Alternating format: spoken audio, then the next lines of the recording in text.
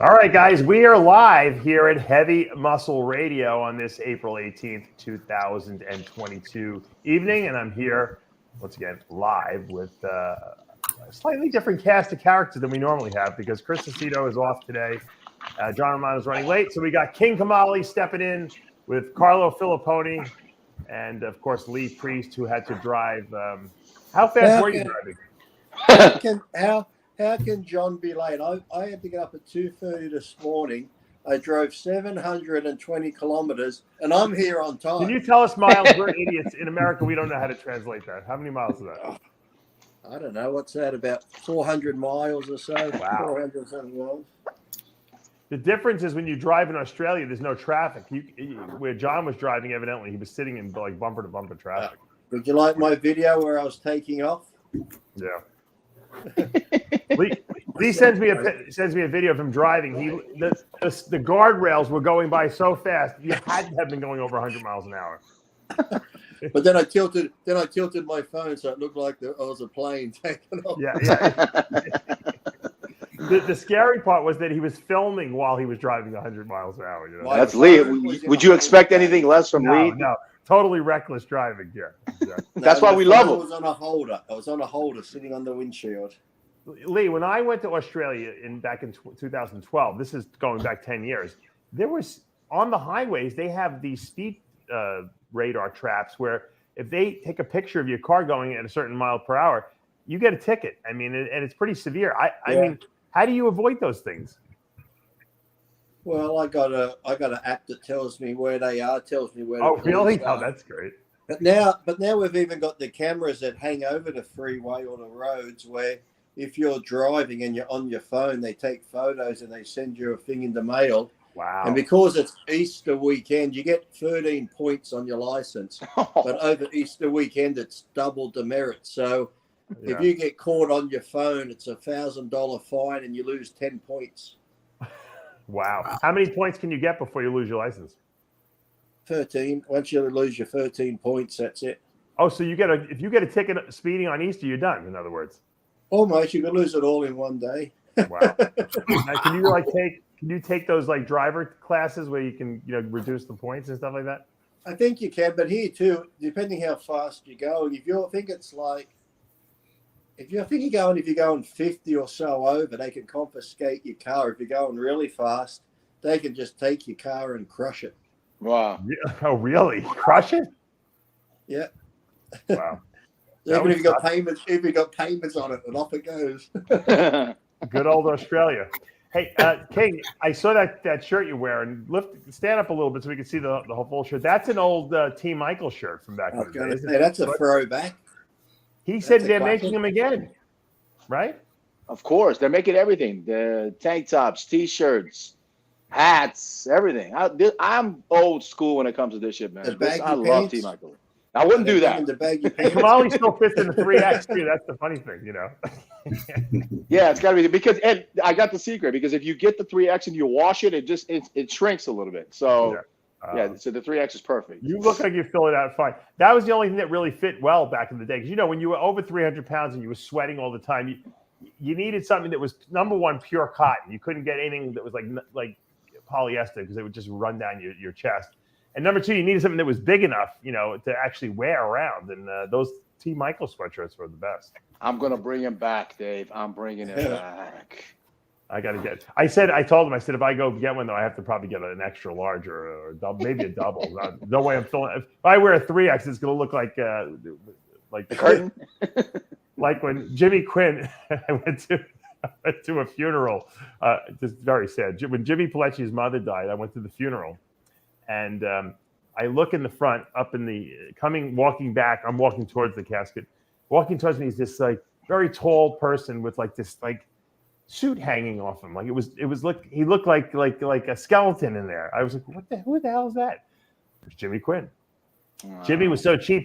He was still wearing the suits from when he was 320 pounds, but obviously doesn't weigh 320 pounds anymore.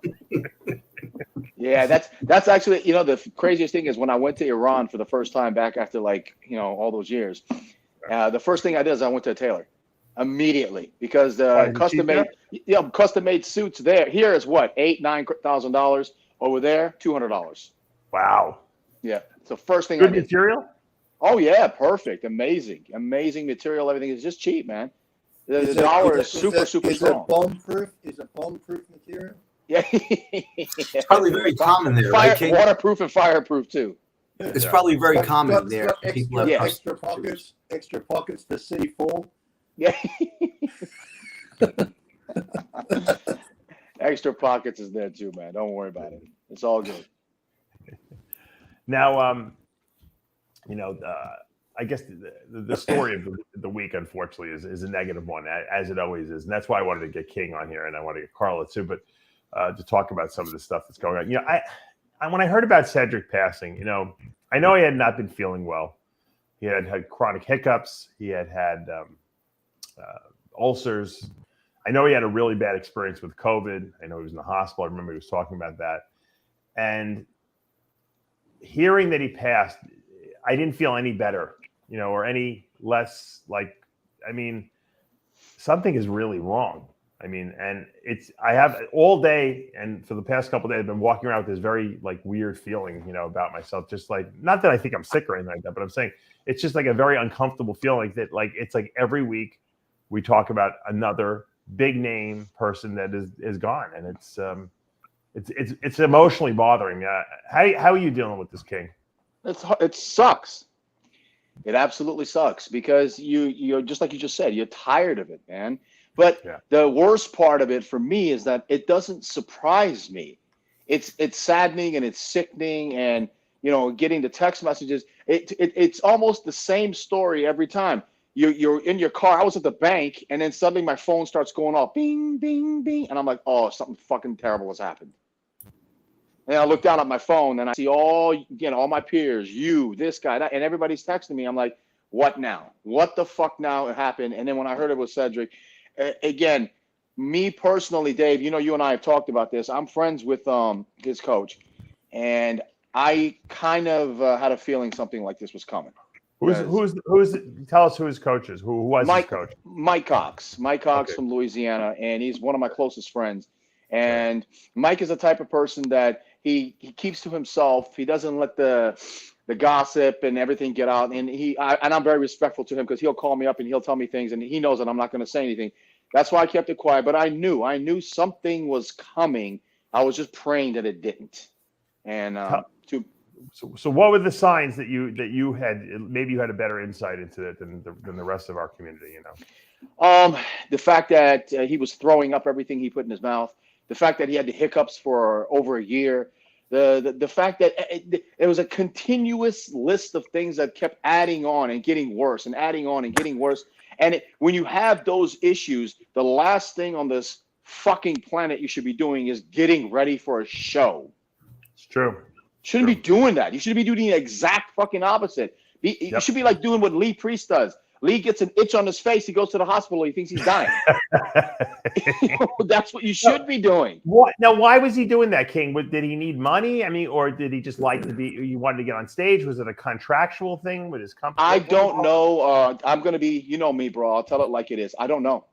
And those are the type of questions that I don't ask Mike because it's not my business. It's none of my business whatsoever. It's a personal thing. But another situation where a guy that we all loved. I don't know. Name one person that didn't like Cedric. Yeah. And here we go again. This fucking sucks. Yeah. Terrible. Lee, when you hear things like that, you're a slight hypochondriac. You're a slight hypochondriac. So I could ask you that. Was that? Did you start I'm off for my CT scans. Hold on. First of all, your microphone is terrible, so you got to fix it. Okay. Hold on. What do you expect for this?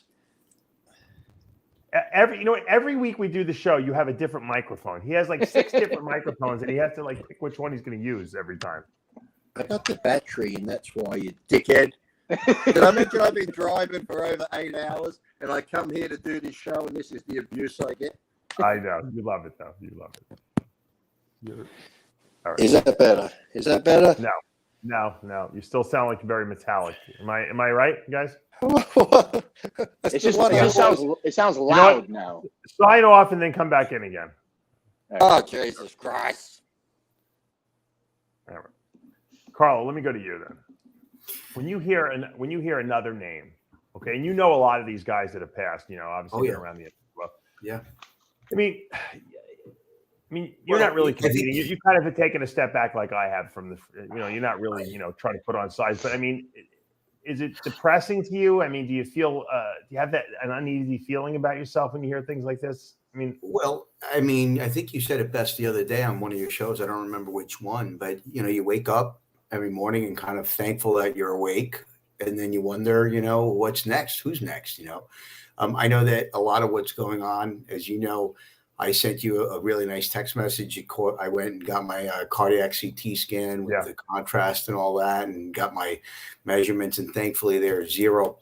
They came back a zero, which is great. So certainly caused me to go out and do what I need to do to make sure that when I go to sleep, at least I know I'm not going to die of a heart attack in my sleep, or at least my chances are very minimal of that happening. Right.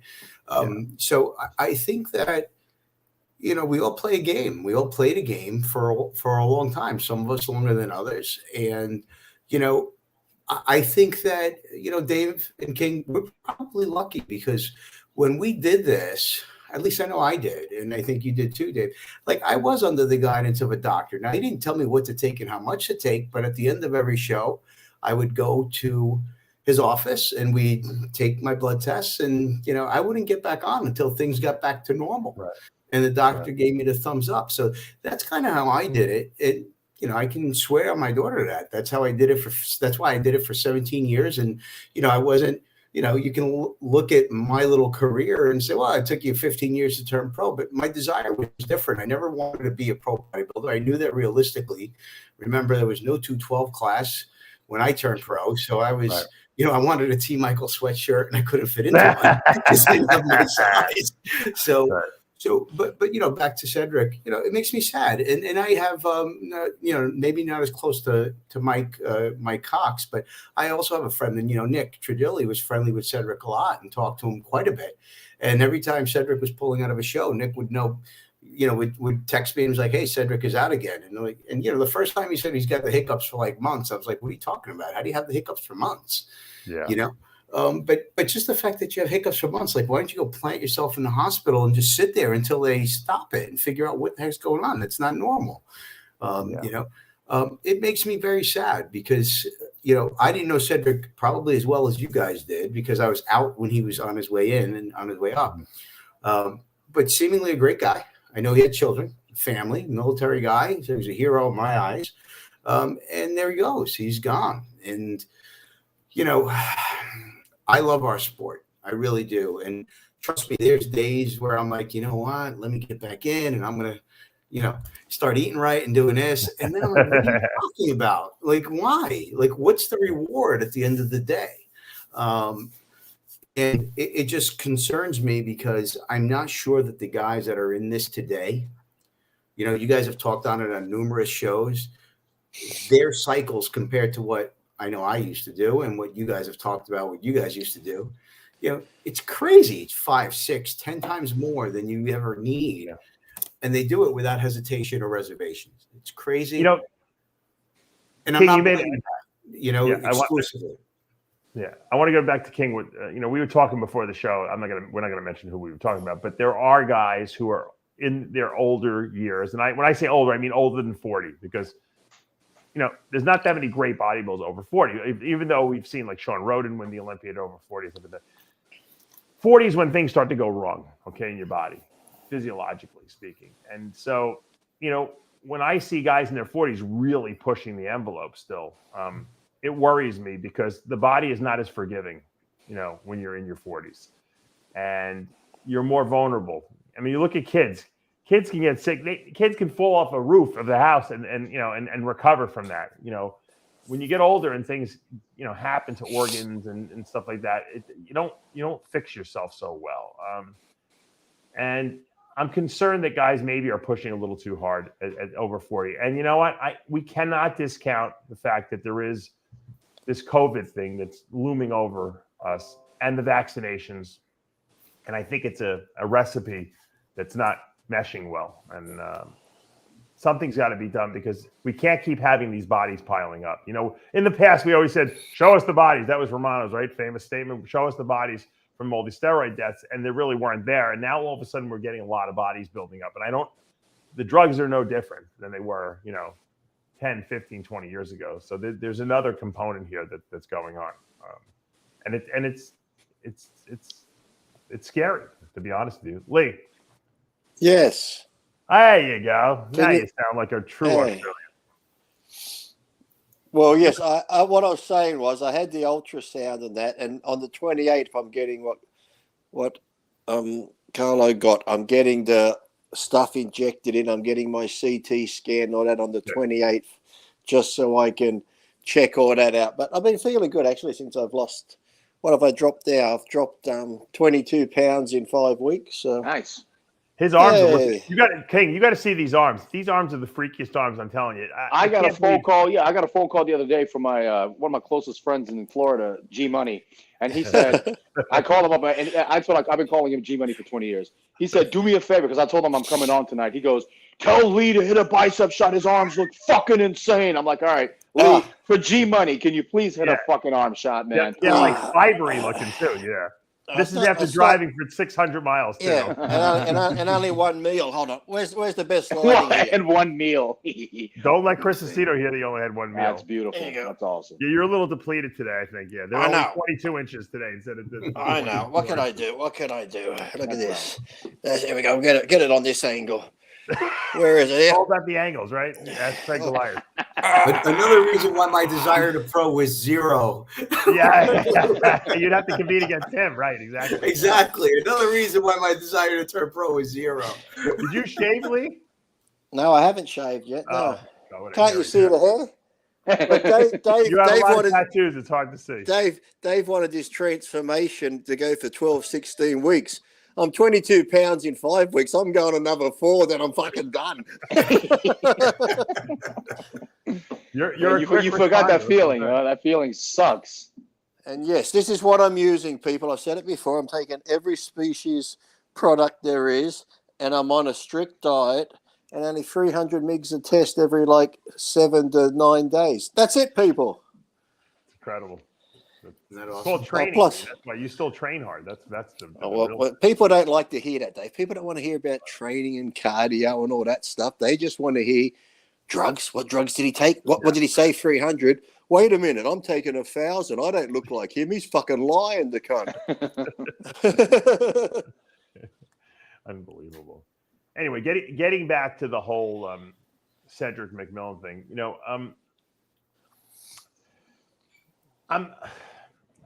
A lot of people have asked me, what do I think about this whole thing? And I think that there's a problem with people accepting when enough is enough. And I know this is a controversial statement because for everyone it's different. And for me to say, hey, if you're over 40, you shouldn't be competing in bodybuilding, that's ridiculous. That's not what I'm saying. I'm saying when you have to know when your body, when you get that, there was a point in 2004, I did my last show, and I said, you know what? I can't be any better than I was. And I think I'm going to hurt myself trying to be better. And I'm not going to get any better because I'm at a point where I had bad shoulders and, I was, I think 34 years old at the time. And I'm like, what am I going to prove at this point? And this was like my internal self talking to myself and saying, hey, Dave, cut it off. That's it. You pushed it. You did what you had to do. You accomplished some great stuff. Now it's time to move on to the next thing. I think people have trouble listening to that internal voice. King, what do you think about that? Yeah, I completely agree with you. And it's the mentality. Listen, it's difficult for me too. And I'm still right. You know me. And if you follow me on Instagram, you see my pictures I posted up to. I'm still walking around at 270 pounds. I'm still eating 8 times a day. And my excuse is that I don't know any different. Like, it's not like I'm force feeding myself. It's not like I'm doing this for a purpose. I'm doing this because this is what I am. This is right. But do you have any health issues? Do you have health issues? No, I don't. But here's that's what I'm getting to. The reason why I don't have these health issues, number one, is because I do get tested. I check myself out. Number two, I am a complete psychopath when it comes to cleaning myself out. I take about 150 pills a day just to detox. Everything detox. You have that just to kind of make body sure. though that you'll never be a small guy. You'll never you won't. Even if you get smaller, you're not going to look small. That's just not the way you're built. Well, I say that there's people who contact me and they're like, what the fuck are you still doing walking around at 270? What's wrong with you? Go down to 220. And my response to them is if I had AIDS, the hantavirus, the cold, COVID-88, and something else, I can't get down to 220. What do you want the fuck you want me to do, man? Yeah. You know, and I do my cardio. I do my cardio every day. I drink fucking 3 gallons of water every day. When it comes to certain aspects, though, you'll never see me squatting 405 again. It's not going to happen. I'll put on 315, do it 12, 13 times, slow. I won't put 22 plates on each side in the fucking leg press. You're not going to see me rolling 405 anymore. I'm not going to do that shit. But I still go in there and I still do what I got to do. But the whole concept of I kind of changed my mentality from freaky bodybuilder to wellness bodybuilder. Does that make sense? Yeah. Mm-hmm. And I know, and I really believe that if you went and got something, like if you went for your annual checkup and something came back that wasn't right with your heart or something like that, and the doctor said, you know what, it's probably not a good idea to be 270, you probably lose the weight. You know, you haven't gotten that there's nothing wrong with you, you know. So in essence, you know, you're not really ignoring, you know, conventional wisdom here at this point, you know. We all remember those days, Dave. When you're taking a shower at 305 pounds and you have to catch your breath in the shower. Remember those days? Right, but you know what? As soon as I remember distinctly, this was after I already started downsizing. I remember I went to the doctor. I was still eating like 6 times a day, jamming the protein in. I was only on HRT. This was back in the 2000s when I was working for like muscle development. And I went and I got a blood work, and my creatinine came back a little high. And I'm like, that's weird. You know, I'm on 200 milligrams of testosterone a week. I'm like 250 probably still around there. But, you know, that wasn't big for me. You know, that was, you know, I can handle that easy. But I was eating a ton of food, and I was still putting my body into the same, you know, that same bodybuilding regimen, essentially. And I said, you know what? I'm not going to destroy my kidneys. So I went on blood pressure medication. I didn't have high blood pressure. I had a little bit high, and I cut back my meals, my intake. I did a detox, like you're talking about. And that's when I actually first developed my detox. And I got my creatinine numbers back in line, and they were fine after that, after about 6 months. And I said, you know what? I don't want to lose my kidneys. And now look, I could have kept pushing if I wanted to. I could have gone back on a cycle and convinced myself delusionally that maybe I can compete again. But I knew that I was going to kill myself if I did that. And so I think people have to start listening. When you, like you said, I mean, Cedric had, and I don't know what the cause of death was, but he obviously had a lot of things wrong with him. You know, at that point, you have to let your body heal. And you don't let your body heal by pushing it harder, like you said, to go do a competition, you know, or to try to be, you know, a certain weight or whatever the case may be. You let your body heal. If it does heal and recover, that's a different story. Then you can reevaluate. And I think that people are afraid to do that healing and detoxing type regimen. Do you think though, too, when you look at it, it's like all us from the 90s, early 2000s, mid 2000s, a lot of us are still doing okay. It seems to be this latest generation, whether the gear they're getting now could be tainted, could be fake shit. On top of the gear, they're adding in SARMs, they're adding in peptides and all this other stuff, which I've had friends that take peptides and their blood pressure goes through the roof. But peptides then now too, and right. Back in our day, yes, okay, we can all agree steroids could be good or bad. If you take them, they affect everyone different. So they take them on season, off season. But when we took them back then, we did a lot more shows. So we were taking them, but yet half of the year we were eating clean. We were doing lots of cardio. Now the younger guys are just doing one show a year, so they're sitting at 300 pounds for 8 months of the year, not doing any cardio, just gorging themselves full of food and taking the drugs. So maybe they're putting too much strain on their body because we actually dieted down a lot more. So, yeah, we use drugs, but eating cleaner and doing cardio would be a bit healthier than sitting at 300 pounds for the majority of the year and just doing one show a year, wouldn't it? I mean, that's possible. I think Lee touched on a couple of key points. I think, first of all, I think you're right. I think we probably had access to more real stuff than they do now. We certainly, I didn't dabble in SARMs and peptides, any of that other stuff. But I think the fact that these guys stay on for a much longer period of time allows them to eat shit all of the time. Whereas we, got off season, we went a little crazy and then probably cleaned it up a couple of weeks after that, and then got right back on a diet. And our diets were probably, some of the things that these guys eat when they get ready for shows, it's almost kind of like, I have people have cheat meals like every other day as they get ready for shows. And I don't know how you do that. Like I didn't have cheat meals for 15, 16 weeks sometimes. Carlo, if you have zero body fat, and you're eating cheat meals and your body's just burning them up, I don't necessarily think that's a necessarily right. But I'm saying they're taking more drugs in order to stay in that kind of shape. Maybe, I'm not buying the more drugs thing is doing this because the guys that are dropping are guys that are in their 40s and 50s, and which is still way too young, obviously. But these are guys that were, competing when we were competing. So I think that, there's a vulnerability here. I think during these COVID times, which we know COVID and the vaccine can, affect the organs, especially the heart and the vascular system. You have a strain on the vascular system already because you're weighing 280 pounds, you're on anabolics, which are raising blood pressure more. It's a recipe that's obviously not, doing well. But what I'm seeing athletes all over. I think what happens is your cardiovascular system gets taxed from this virus or the vaccine, and then you try to compete at a very high elite level. Well, what's that? What's that when I know my friend gets? I've actually two friends when they take a lot of tests and that I think their iron in their blood gets thick and they're going to go get blood taken out all the time. So I'm thinking, let's just say you're one of those people where steroids thicken your blood. And then let's just say you're also one of those people where the vaccine could cause clotting. If you've got the mixture of those two combined, and if you don't get it checked, that could be a cause. Yeah.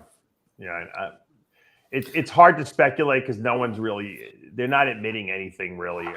And I don't want to go on this down this rabbit hole of, conspiracy theories about the vaccine and stuff like that. But there is obviously an issue going on here. But it's like you said though, when I was watching, there's just another one the other day, it came up, some young swimmer in the 20s dropped dead of a heart attack. Mm-hmm. So there are, like you said, in all walks of life, soccer players have been dropping dead in their 20s. There was 4 of them in 1 week in England. So there are athletes who are supposedly healthy, all of a sudden having heart problems ever since this, what came out a year or two ago. So there's got to be some correlation. Look, the most troubling death in our industry to me, and I don't know about you guys, was George Peterson dropping in a hotel room. That was the most troubling to me because the guy, the autopsy showed no cause of death. They couldn't even figure out what the problem was. That's troubling to me. Here's a guy, who was in the best shape of his life. He hadn't even taken a diuretic yet, so you can't say, his electrolytes were off. And if you look at the autopsy report, there was nothing, and half the steroids he was taking weren't even real. So yeah, I told you before the show, Dave. I said I wasn't one of these conspiracy theorists and blah blah blah blah. But I'm starting to, my eyebrows starting to get raised, and there's something fishy going on. Absolutely, and it has to do with something in the past couple of years. And the only thing I can think of is exactly what Lee just said: the word that we're not allowed to say. Yeah, it's scary, and like I said. The only thing that we can do as athletes and as people who are conscious about our health is to get more health checks. Check your blood pressure, get your heart checked once a year, get a CT scan every 5 years, a cardiac CT scan to see how your vessels are doing. But the echocardiogram will tell you how your heart is functioning. There's a lot of different things you can do diagnostically speaking to see how you're doing. And if you have symptoms and you don't feel good and you have chronic hiccups for 6 months, and you have ulcers and you're throwing up, that's a problem. That doesn't mean you try to figure out ways to get more food down your throat. It means you figure out why this is happening and how to undo it. I know a lot of guys guys that take Trenbolone get chronic hiccups from it all the time and get indigestion problems. And they ask you, how can they fix this problem? You know what I tell them? Stop taking it. And I was going to say, and don't be like these people who. Like I said, I had the echo one done. Now I'm getting the CT done in 2 weeks' time. But don't be like these people, because I've had friends that go get them done. they'll get it done. They'll say, "Oh, your heart's fine. It's not too big. This and that." And all they're suddenly green light. Damn, I can up my dosages and go. It's like that doesn't mean you can go fucking crazy. If you're good, just be sensible and train smart and don't go crazy on the gear. Don't go crazy doing anything. If you're good and you're healthy, try stay that way. But often the friends that go, "I got a clean bill of health, Lee. I'm going to go up my dosages." I'm like, you're a fucking idiot. You can undo all the good work in a matter of no time. You know what Lee does when Lee finds out next week if his coronary arteries are clear. As soon as they say, "Oh, you're all clear," he's going to go right to Kentucky Fried Chicken and say, "Great, now I can have whatever I want." No. The hour before I'll shave, tan up, take the photos, and then I'll go to Kentucky. Oh, there you go. Right. You'll see Dave's transformation before in shape, and then a week later I use Dave's protein, and look at me, I'm bulked up. I'm going to tell Chris to give you a couple cheat meals so we can extend the transformation a little longer. Oh, I got to thank Mr. G. I just drove back today, and there's a big box of the keto cookies sitting on the table. Oh, wow. All right. Those you can have. You know, he even put a box in there, an empty box. I'm like, what's in this box? And he wrote on it, "Box of Boca Raton air." It's just a box of air. And all over the box, "Thank you, Mr. UPS man, for delivering these cookies. Rocky loves you." I should get the box. He's written all over the whole box. Oh, on the outside of the box. UPS man. On the outside, "Thank you for getting these there safely. Yeah. Rocky loves you. Stay strong, UPS man. Keep training." Mr. G couldn't even put gas in his car for the whole week with the cost of that box of cookies he sent to you. There's a lot of them too. So if I look a bit chubbier next week, it means I've eaten too many of the keto cookies. He said they're sugar free. It says sugar free on them. Yeah, they are. Because you know what, my wife and I quizzed him. Like we were like, all right, what would, because he says sugar free. I'm like, all right, what were the ingredients in there? You know what I mean? I'm like asking him like all these like questions to see if I could trick him up to see if maybe he did put some kind of sugar in them. I'm like, did you use any honey? Did you use any molasses? Yeah, I'm asking him a million questions. So I think he actually got the recipe right this time. I eat them all the time. I like keto cookies. Yeah. I got the pistachio ones and the white macadamia ones. Oh, those pistachio ones are insane. Oh, my God. Those are the two best he makes. I've had those both. Yeah. Oh, you had the pistachio too? Oh, yeah. He sent me a box. Those are real. I got bags of them sitting there. Yeah, you got to control it. One bag. I mean, I got one bag. One bag. I got to get King. I got to have him send some to King. King will love these things. Yeah, I'll have him send them over. I love them. He put so many pistachios. It's almost like you bite into the cookie and there's like 20 pistachio nuts in your mouth. Dave, I want to say something else about what we were just talking about. Yeah. I also think one of the major problems is the fake experts and the fake gurus out there. I think that has a lot to do with this too. You know, you and I have discussed this before. There are kids out there that have 800,000 followers for no fucking reason whatsoever. And here you are, who've gone through the trenches, gone through hell, been there, OGs of the sport. There's nothing that we don't know. There's nothing that Hani Rambod, George Farah, Chad Nichols, there's nothing that they know that we don't know. We all know the same shit. Yeah. But they listen to these idiots, and they think taking, 800 SARMs and peptides together, plus on top of this, and then getting to the gym and getting 2 scoops of pre-workout into a can of fucking Red Bull and drinking it, they think that's normal. You're right. Yeah. And that's the problem. And so what happens when King Kamali doesn't know something? I call Dave. Haven't I called you many times, Dave? Say, hey, Dave, how do you do this? Is this correct? Is this wrong? And you set it straight. If I have another question, okay, I call Chad. I said, Chad, what's going on with this? Why is there a lump on this guy's leg? What is that? What's going on? He'll explain it to me. I learn, I get smarter, and I get better. These kids, it's almost like they don't want to. They think that there is taking all this shit and doing all this stuff is a fucking secret that we're not telling them. Hey, you know what the funny thing is? I offer a training course. I give the secrets to becoming a diet guru course. I give it for like 3-4 times a year. And you know what? I get a lot of people take the class, and I do see young guys taking it, but I don't see the guys that should be taking it. When you're trying to be an expert on anything, wouldn't you want to avail every ability possible to get more knowledge in your head, even if you are an accomplished guru out there and you have good clients you're working with? Wouldn't you want to be smarter? Wouldn't you want to advance your education? Obviously, you're not going to you're not going to get less information from taking my course. I'm shocked that I don't see more people taking it. I have guys that take it once a year just to refresh their memory. But then I have other people that I don't even see take it. And I know that these guys probably need it because they don't have the educational background, even though they may have the practical experience in the field. So, you know, I put that out there more so to give guys an ability to make a living for themselves and learn. I actually like to train the people who are just starting out to kind of mold their brain the right way, because I think a lot of these guys get their brain molded the wrong way, like you said, by watching social media, watching these self-proclaimed gurus who are really just trying to sell whatever their peptides they got going on. But Lee, you made a very good point earlier. I wanted to just bring up before we get to Big Ramy. Hold on, Dave. Look at this, Dave. Ooh. Now, I don't want to say I got too many here, but what I want to say is that put them in the freezer, Lee. I don't want to see you eating any of those things until after the diet's over. He sent me a few here, Dave, that I can't. They're sugar-free, Dave. I can eat as many as I want. Yeah. Start pounding them. Yeah, put them in the freezer. Eat 5 of those and you'll be shitting your brains out in 10 minutes, my friend. And they got. Luckily, he uses isolines in there. Protein. And they got species protein. This is dinner, lunch, tea. I'd like to share. By the way, Lee loves receiving gifts, so feel free to send him gifts. He likes to open up shit. I wish I could send them chicken. I would like that.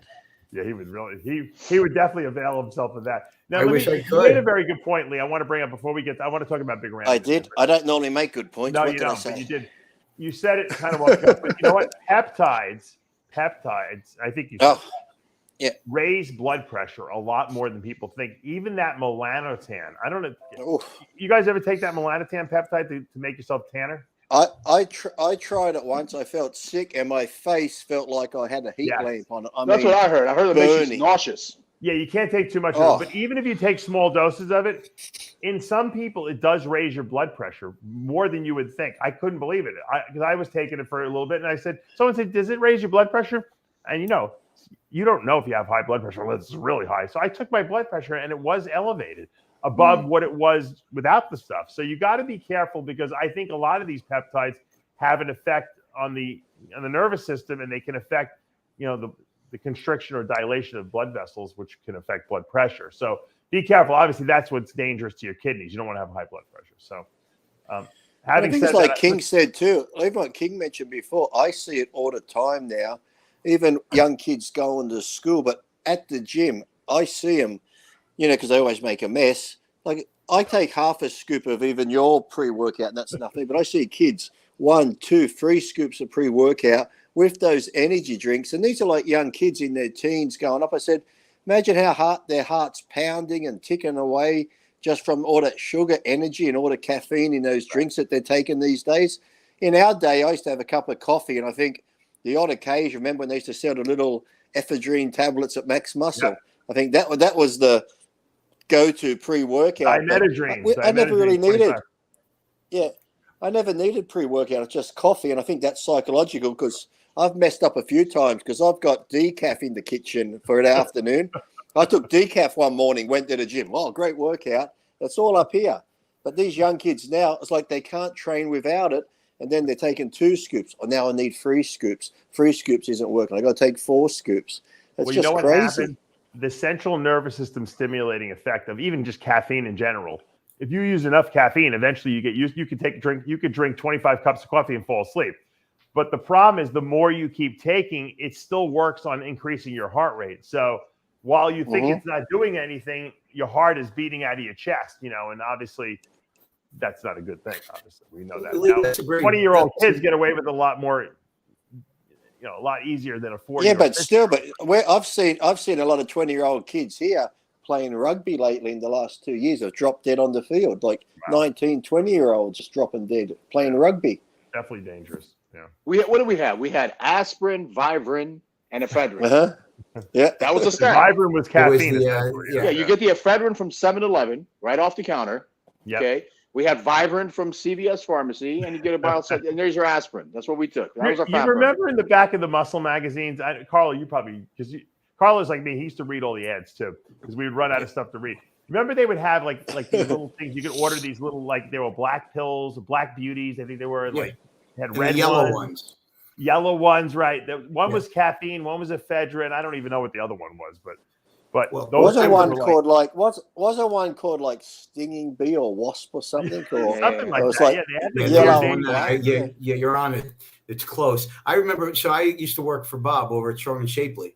Back when he first moved into his new and what is now the last location. So people, in the industry used to send them all of the supplements. Like as soon as they come out with something, they would send it to his gym and he would have everybody try it. So guess who got his hands on it first? All the time. And I used to love it because Bob would try to see what happens. But it was all clean stuff. Like I remember when the ephedra came out, it was pure ephedra. It wasn't mixed with this, mixed with that. It was ephedra. Like King just said, I would take one little ephedra tab. I'd get a cup of coffee at 7-Eleven on my way into the gym, and I'd take an aspirin, a little St. Joseph's baby aspirin, and off to the gym I went.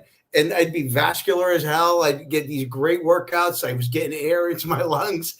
Now they got, you can't even, and that's why I like your Stimulise, by the way, because it's clean and I don't feel jittery and I don't feel like I'm going crazy. And, there's no big crash and come down. At the end of it. Exactly. I actually feel good for the rest of the day when I take it. So, thanks for creating that. Yeah. Shameless plug for you. Yeah. We love the shameless plugs. Good stuff. There you go. Right. It's actually awesome stuff. I really mean that. It really is great stuff. I take this in the morning to get now. That formula correct. Yeah. The coffee protein before the gym. That's my favorite. I made that for myself, Lee. That I love that. I normally I made it for Chris Aceto. He's the coffee guy. If I don't have a cup of coffee in the morning, I have this and I just put in a teaspoon of Nescafe with it and shake it up, and that's what I drink before I go to the gym. It tastes like coffee with milk in it almost. It's pretty good. Yeah.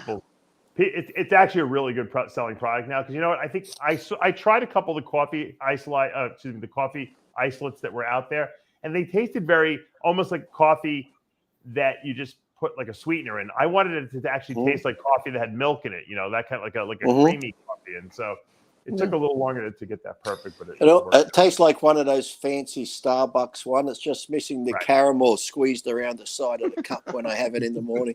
The great thing is it's still the same amount of protein as all the other flavors. So it's 28 grams of protein per serving. So it's pretty high.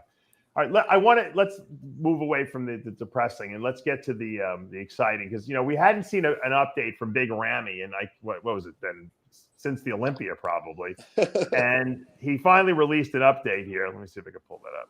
If I have the right screen up here. Hold on. Oh, that's Cedric. Sorry. And I'm going to be the party pooper and say, I don't care what he looks like now. When's the Olympia? December? Show me a picture then. Right. Well, it seemed like it almost seemed like he put this up like out of peer pressure because he wrote, and I don't even know if he wrote this himself. And when was it taken?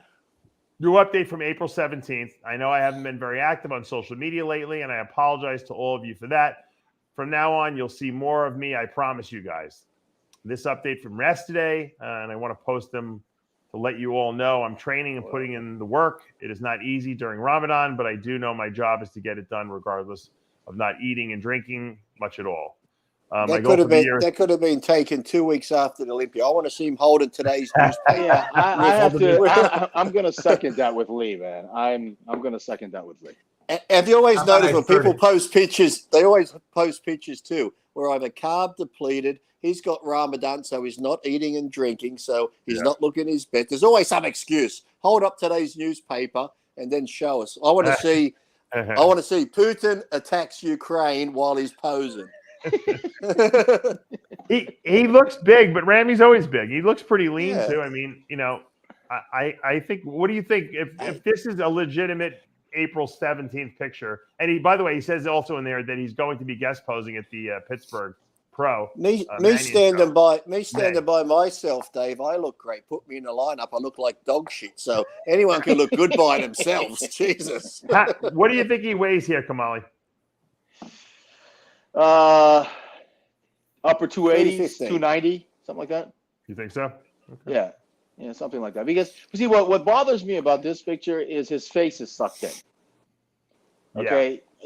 Why is his face sucked in? Maybe in the because off-season? Ramadan. He said he's not eating it much. Ramadan is you can still eat at night, man. It's not that. I know a Exactly. lot of fucking Muslims that are doing this right now. And they switch it around. They fucking eat all night long and they sleep all day long. So Right. I don't know. It just looks a little suspicious to me. But if that is what he looks like right now, then he's in great shape and this is a good off-season look for him. But I'm a little bit sus right now. Right. Yeah. Mm. I don't know. No faith. Now, why do you think he all of a sudden he is claiming now that he's going to be putting pictures up? Do you think he got some negative feedback from people? I know he's not working with that company, Enhanced, anymore, Tony Huge's company. I think he's done with them, right? Let's see what I mean. Listen, I'm with Lee on this one. I'm 100% with Lee on this one. I don't know. Being Mr. Olympia, you're supposed to be the ambassador for the sport. You're supposed to be the guy who represents bodybuilding, the IFBB, and all that stuff. And now we're living in a world of social media. You can't do what Dorian used to do. You can't be the shadow. You can't go and disappear and come back 8 months later. So, you got to get out there. You got to work. You got to hustle. And that's why Jay was one of the best at it, and I still respect him for it. And it doesn't take a second just to snap a photo each day of yourself or a 2-minute video. Hi to my fans. I'm eating some shitty meal right now. A 20-second video. That's all they have to do. And it's out there. Just little bits like that to tease them. It doesn't take long to do. Have somebody else do it for him. He can just sit there and someone can go, hey, Ramy, look up. He can go. Hunter Labrada is doing a great job. Brett Wilkins is doing a great job putting himself out there, and that's what the kids need to see. They need to see more of that stuff. Nick Walker's very active. Nick's always Nick's doing that stuff too. Exactly. But let me ask you this. I mean, Ramy, I think, is done with his sponsorship. I'm sure Tony Huge was paying him a lot of money from what I understand. He never gave me an exact number, but it was probably over $500,000, I would say, a year. And so that's a lot of money to lose if you're not working with the company anymore, Yeah, but what if he's looking for a new company? He's not going about it the right way, hiding somewhere. Well, no, I'm saying maybe that's why now he's posting pictures, because maybe he needs a new sponsor and he's hoping, hey, I'll put some pictures up there and someone will pick me up, I could be mistaken, but I heard it was $250,000 is what he was getting. Yeah, that's if memory serves me correct, it was in the 250s, something like that. And I think Dennis James kind of weaseled the deal for himself in that. Something like that. So that's kind of what I heard. But I'm with everybody else. I think as Mr. Olympia in 2022, you need to be an ambassador and you need to be out there and you need to promote not just yourself, but the sport. That's kind of what you're nominated for. So, I have, having been at the Mr. Olympia last year, I thought that he, I think he did enough to improve at the finals, but after prejudging, he was losing. I'm not a fan, if I can be honest with you. I think that, he leaves a lot to be desired. I miss Sean Roden. I wish he was still able to compete, because I think Sean Roden in his prime would have been Mr. Olympia many times. For me, it's kind of like you can put a picture up what you want, but King nailed it. I know people, and I've coached people through Ramadan, and they sleep in the daytime and they eat at night, and they'll go to the gym in the middle of the night, and there you go. So, but when you're a freak like Ramy, I mean, let's face it, the guy is not human. I mean, he probably he could probably eat 3 meals a day and look like he does. I mean, we know that he's one of those guys, you know what I mean? So if he's eating Nasser 3 times a day, Nasser. He's going to stay pretty lean on that, you know what I mean? But he'll maintain his muscle mass because he's a genetic freak, Yeah. Nasser was the same way. Yeah, I went to Nasser to Hawaii to guest pose in 2000, and here I am. I was eating a meal and a meal replacement shake with every meal. So I would eat a meal, rip open it, shake it up, and he would just look at me and laugh. And I'm like, "Well, isn't this how it's done?" He goes, "I hardly eat any food at all. What are you doing eating so much food?" I'm like, "Well, this is what. Look at you, Nasser. I got to catch up to you guys, man." I still laugh at the time, I think, when Paul Deletno on the European tour in Prague, because Vince Taylor and I and Paul said, we've had enough of this dieting. We're just going to start eating. And Nasser was still sort of being serious about it. We had this way to take Nasser some chocolate cake. Oh, I felt sorry for that guy. Did he flip out? Why you bring me this? Do you think this is fucking funny? You think he stood up and he's slamming on the table? Paul and I are laughing our heads off. He's yelling at this poor waiter. I don't eat chocolate cake. How dare you bring this to me? Look at me. You think I eat this shit? And Paul's laughing. And this poor waiter's almost about to get murdered because we sent chocolate cake to Nasser. The waiter probably pointed over at Lee. I think we all have Nasser stories we can tell all fucking day long. The waiter pointed over at Lee, and Nasser's like, "Why would you listen to this midget? His brain is half the size of my own, and he is a cretin and retarded, and it is in his file. He wants me to show his medical file to you, and you are bringing me chocolate cake and trying to sabotage my." We were at the Arnold Classic at the Arnold Classic Expo, and this poor fucking girl had a drink in her hand, and she spilled a drop on one of his 8x10 pictures. Oh my God! I've never seen a man make a little girl so upset and cry that she literally ran. He was just going off on her. You think this is cheap? You think we work our asses off to work out to get? And then I'm just looking at him and say, it's just a fucking drop on an 8x10, man. Fucking Nasser. You gotta love the guy. I could completely hear his voice saying that too. And of course he had no respect for women whatsoever, So. Oh no, we're at where was it? I think it was in England, and they sent the reporter backstage, so we're pumping up. And who does she go to, Nasser? First question. So, do you eat a lot of food? Nasser just turns around. What sort of stupid question is this? Yeah, it's on video. I saw the video. We played the video of that. It was great. He just rips into her. That's the dumbest question I've ever heard. She asked him another question. He's like, I will not answer these stupid questions. My first trip to Hawaii, I'm so fucking psyched. Here's the ocean, this and that. I'm like, Nasser, let's go for a swim. He goes, are you fucking kidding me? There's rocks. There's rocks out there. I'm like, what do you mean rocks? What are you talking about? He goes, go. I dare you to run in the ocean. So I'm walking up there, and I'm like, okay, you mean the reef? He goes, he said, the rocks. Who wants to go in the ocean when there's rocks? And then the whole time he was bitching about the rocks in the ocean. He complained about everything. Everything. But he did it in such a funny way that it was entertaining. The rocks. He had high blood pressure for sure. I'm convinced of it. I remember him and Pierre Fuchs on the last, their flights on those little planes. So towards the end, I think him and Fuchs were just diureticing themselves out. They're sitting on the plane in tracksuits, towels over their heads like this, taking up the seat, and sweat's just pouring off them. I mean, pouring off them, and they're sitting in the plane, squashed together like this. Oh, it's the funniest. I don't know if you guys ever. remember back in the 90s and early 2000s, the plane, the circulation in the plane sucked. If you remember, they used to have these little air things. The air would blow out. Especially on Aeroloft. That Aeroflot, the Russian airline, oh my God, that's one of the worst airlines in the world. They actually had people standing up when it took off and landed. Like a bus. Yeah, it was. No, but it was so hot on those planes when you get on. I know, Kamali, you experienced it. Greg Kovacs saved my life. His wife, he used to have this little battery-operated fan he'd put in front of himself. He'd put it right here, and it would blow on him. And, and I at first laughed at it, and I'm like, let me try that thing. And it worked great. His wife bought me one as a Christmas gift. It was the greatest gift. I used to bring it on the plane with me. The only thing was it took like 6 D batteries, which weigh a lot. That thing was like a brick. If you dropped that thing on your foot, you broke your toe. But I'm telling you, you put it right on the little tray table and on the airplane, and you just sit there, and it would keep you nice and cool the whole flight. And that's the worst thing on an international flight, because there'll be one old lady who says it's cold, and they turn the heat up. I'm like, give the bitch a blanket. It's like, I can't get cool. No, one Benadryl and 2 Ambien. I'm out.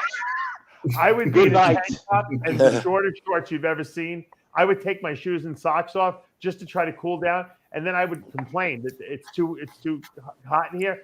Well, the lady over there across the aisle said she was complaining it's too cold. I said, I can't take any more clothes off. Put a fucking blanket on her. You got to make it cooler in here. I would go crazy on them. How many times did you sit there with the flight instructions and emergency exit thing? Just doing this. Yeah, it's bad. Unbelievable. It's fucking bad. Yeah. Now, It's like a car. I can't use a heater in a car. I can't stand that stuffy heat. I just can't do it. Luckily, in Florida, we don't need to use a heater in the car. We always have the air conditioning on. So, but in New York, I would drive around with the AC all the time. I always had the AC on. I have it on all the time now. Yeah, it doesn't matter how cold it is out. I would have the AC on. As soon as I get to a hotel room anywhere, I turn it to 18 degrees. Just straight there. I'm glad I'm not the only one, man. Makes me feel normal now. I like to hop into bed. The sheets cold, the pillows are cold. Oh, yeah. I used to have fights with whatever. My wife, when I was married back, my first wife, she turned the temperature up. I turned it down. Oh. She turned it up. I turned it down. If you have an electric blanket, you're a psychopath. A matter of fact, I can't fall asleep at night if I have to refrigerate myself to sleep. I might have to get up in the middle of the night and make it a little warmer, but if it's not freezing, I cannot fall asleep. I don't know what the fuck is wrong with me. I go to bed like Walt Disney, cryogenics. So if I do die in my sleep in years to come, they might be able to revive me because I'm frozen in bed. See, I used to think there was something wrong with me because I used to do everything you're saying the same until I saw Cutler's Mitsuru video for one of the battles for the Olympias, and I saw Cutler has 6 fans in his bedroom pointed at him. I'm doing this, and I'm like, you do the same thing? He goes, I would sweat through the fucking bed if I didn't do it. Yeah, it makes you feel good, like you're not the only fucking retard out there. Yeah, I do the same thing. Right now, I got 2 fans in my room on my feet, pointed to my feet the whole night. I got a fan above my bed and one on the side of the bed, and the air conditioner blowing through the door this way. You know what it is? I really believe it is more so than body weight and muscle mass. I think it has to do with how many times a day you eat. Yeah. Eating, and that's why people don't understand, multiple feedings throughout the day stimulates your metabolic rate. That's why when people don't realize this, sumo wrestlers, they have the big bellies. You know how they gain weight? They eat 3 meals a day, but each meal is like 10,000 calories. Yeah. Because I was watching an interview with them. They said if we spread out the meals and we have 6 or 8 meals a day, it speeds our metabolism up too fast. We can't put on the belly fat that we need.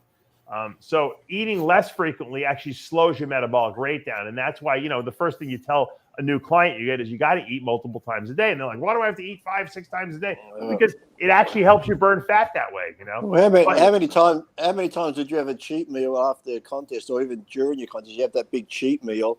Yep. And then 20 minutes later, the sweat's just pouring off you. You're burning up. You're like just sweating like a pig.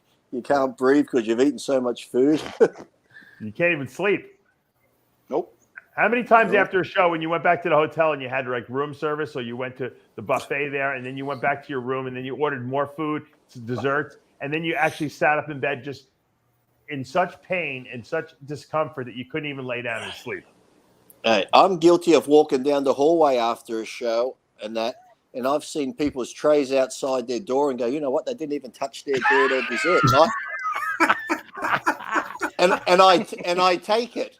I haven't touched it still. If there's a tiramisu sitting there and it hasn't even been touched, or a chocolate mousse, I take it. In a hotel, I'll call you if I have any extras left over. So okay. I just walk up and down the hallway. Go, what's left? People should just put like on the tray. They say Lee Priest for Lee Priest. There you go. I learned the hard way.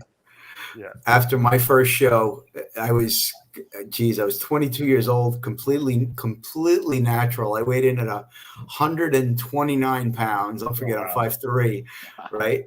So dieted for 9 months. I didn't know what the fuck I was doing. So it was basically tuna fish and greens, right?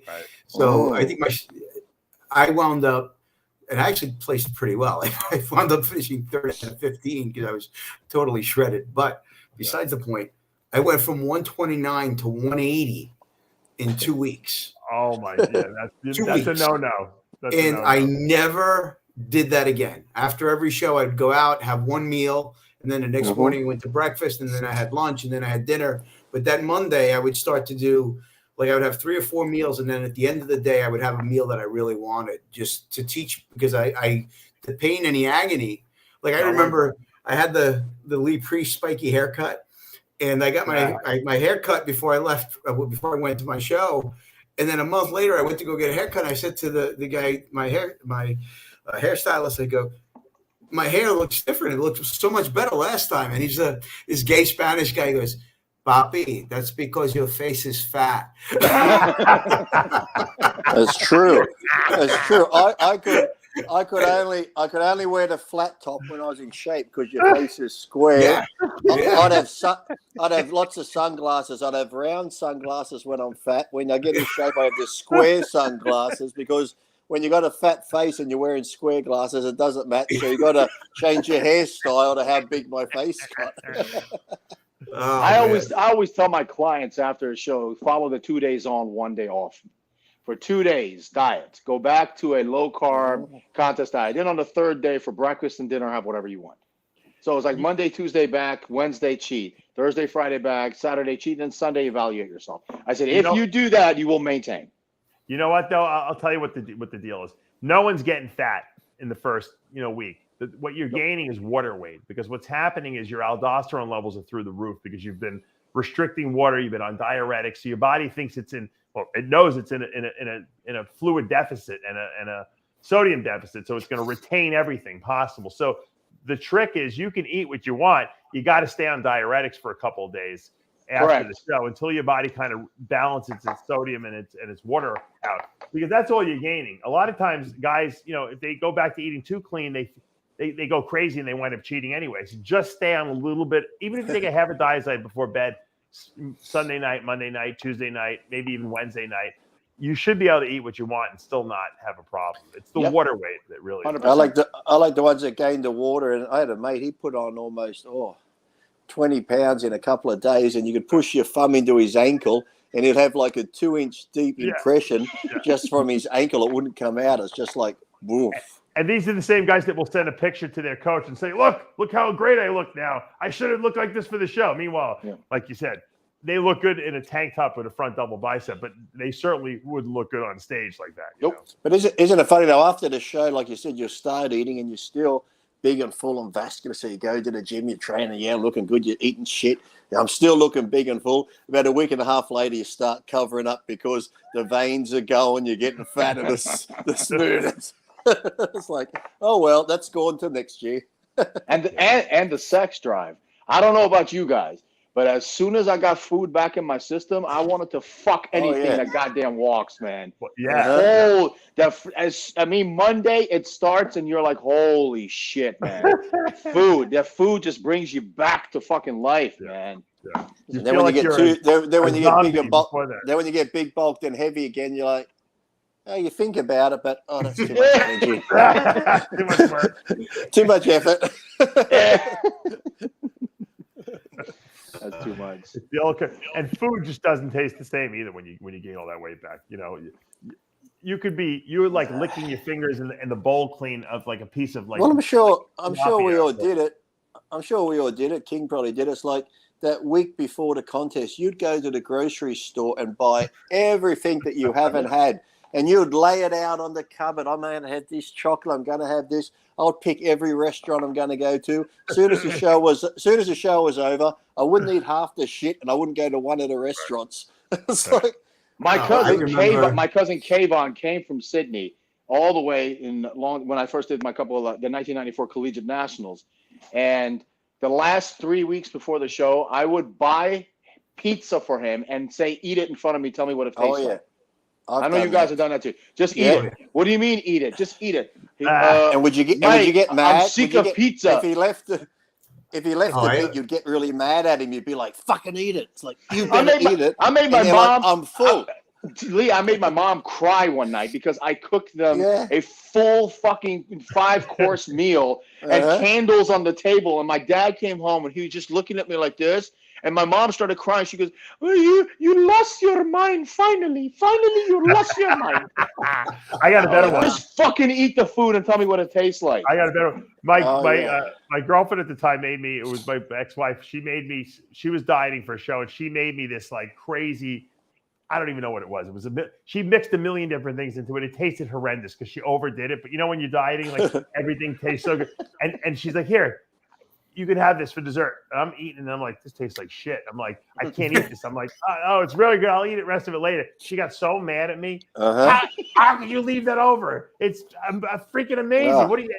I said, I don't like it. You put too many ingredients in it. You've ruined it. I said, I went out with my mum like 2 weeks ago, and I just had chicken, and my wife had some nachos. That my mum had this burger and potato wedges and stuff and something else, and she's eating it. I can see she's getting full. He said, "You're full." She's like, I said, "Well, keep eating." She's like, I said, "Keep eating," because it's like I can't eat it, so it's like you're gonna eat it because it's almost like you don't know how lucky you got it. So keep eating. I said, if you don't eat them, you're going to take them home. And she's like, well, can I get a box to take these home? Lee and Dave, you guys know this story. Carlo doesn't. Carlo, this is for you. I used to go to 24-hour supermarkets. This is 2 weeks out, 3 weeks out, buy an entire cake, put it next to me in the driver's side, drive home. Halfway home, I would take one swipe, put it in my mouth, and then take the cake and toss it out the fucking window. That's all right. I swear on my mother's life, I can't tell you how many cakes I threw out of windows, man. Just throw it right out the fucking window. So, and you know how many cakes that Lee Priest picked up and ate because he's like, "What's a great little cakes in here? I only got one." What's that on the side? What's that on the side of the road? And I would feel guilty even with the one swipe. I would say I'll be driving home thinking, God, you're so fucking weak. You're such a weak. Chad would get so mad at you. What the fuck is wrong with you? And I'm thinking to myself, I was one swipe on my fucking finger of chocolate. And now Easter's over. I want to apologize to any little kids that got any broken Easter eggs and rabbits, because as I walk around the grocery store, if I can't have them, no one can. So I start smashing all the Easter eggs. You would. I know that. He's not lying. He would do shit. I would. I'll be grabbing. I mean, if there's fresh bread, I'd squeeze the bread. Oh, shit. A fresh loaf of bread, I'd smash the fresh loaf of bread like this. You gotta love Lee Priest, man. How can you not love this guy? Holy shit. If I can't have it, no one. I see Greg Valentino was in the chat. He said hello to everyone. So, hey, Greg, what's up? We'll see you on After Hours on Tuesday. All right. Well, guys, I want to thank you for joining us tonight and filling in.